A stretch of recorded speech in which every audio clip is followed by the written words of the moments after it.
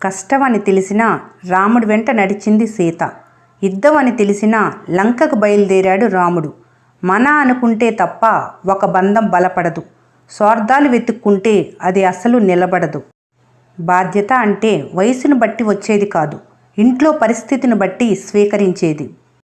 ఈ సృష్టిలో బంధం కంటే బలమైనది ఏదీ లేదు. విచిత్రం ఏమిటంటే మనిషికి బలహీనత కూడా బంధమే. ఈ ప్రపంచంలో ఏ మనిషి ఇంకో మనిషిని పూర్తిగా అర్థం చేసుకోలేడు. ఎందుకంటే పుస్తకంలో ఉండే పదాలకే వందల అర్థాలు ఉన్నప్పుడు వాటిని రాసిన మనిషికి ఎన్ని అర్థాలు, ఎన్ని భావాలు ఉండాలి? జీవితాన్ని మార్చే వారి కోసం అన్వేషించవద్దు. ముందు నీవు మంచి మనిషిగా మారు. అర్థం చూసుకుంటే మనకు మనమే కనిపిస్తాం. అర్థం చేసుకుంటే ప్రతి మనిషిలోనూ మనమే కనిపిస్తాం.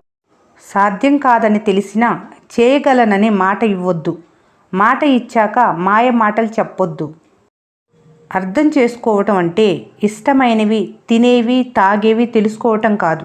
కోపానికి కారణం, ఆనందానికి అర్థం తెలుసుకోవటం. అన్నీ చెప్పుకునేలా స్నేహం ఉండాలి. అన్నీ పంచుకునేలా బంధం ఉండాలి. అది కష్టమైన, సుఖమైన, నష్టమైన, లాభమైన, ప్రేమైన, కోపమైన. బలవంతం మీద ఏర్పడిన బంధాలు ఐసు ముక్క వంటివి. నువ్వు ఎంత గట్టిగా పట్టుకున్నా కరిగిపోవటమే కానీ కడవరకు నిలవదు. ఏ బంధంలో అయినా మర్యాద ఇచ్చి పుచ్చుకుంటే ఎన్నేళ్లు దాటినా ఆ బంధానికి విలువ చెక్కు చెదరదు.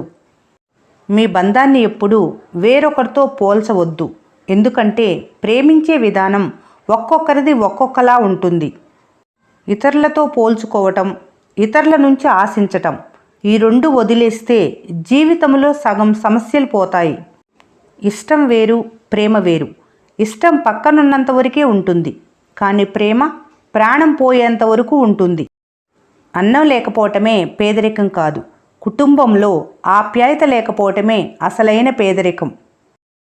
బాధ్యత లేని బంధం, నిజాయితీ లేని ప్రేమ, యోగ్యత లేని స్నేహం, నమ్మకం లేని జీవితం ఎప్పటికీ శాశ్వతం కాదు. ఎప్పుడైనా విడిపోవచ్చు. తక్కువ సంపాదించే వారికన్నా తక్కువ పొదుపు చేసే వారికే ఆర్థిక ఇబ్బందులు వస్తాయి. అందం అంటే కేవలం ముఖంలోనే కనిపించేది కాదు. కొన్ని సందర్భాల్లో మాటల్లోనూ మనసులోనూ కనిపించేదే నిజమైన అందం. ఆత్మాభిమానం ఉన్నవారు ఆకలినైనా భరించగలరేమో కానీ అవమానం మాత్రం భరించలేరు. ఎవరికి నీ విలువ అర్థం కాదో వాళ్ళను పట్టించుకోకు.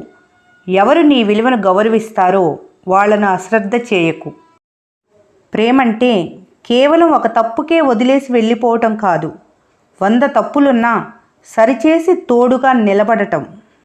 ఈ వీడియో మీకు నచ్చినట్లయితే మన స్నేహ ఛానల్ని లైక్ చేయండి, సబ్స్క్రైబ్ చేసుకోవడం మర్చిపోకండి. Thanks for watching.